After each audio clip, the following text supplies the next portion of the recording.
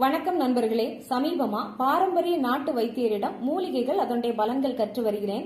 ஒரு கட்சி கொடியில் வாகை மலர் பேசு பொருளாகி இருப்பதால் அதை பத்தி பேசினோம். போரில் வெற்றி பெற்ற வீரர்கள் வாகை பூ சூடுவதை சங்க இலக்கியம் சொல்கிறது. வாகை சூடினான் என்றாலே வென்றதாக அர்த்தம். வடவனம் வாகை வான்பூங் குடசம் குறிஞ்சிப்பாடல் சொல்கிறது. மயில் தலையில் உள்ள கொண்டை சிறகு போல இருப்பதாக குறுந்தொகை சொல்கிறது.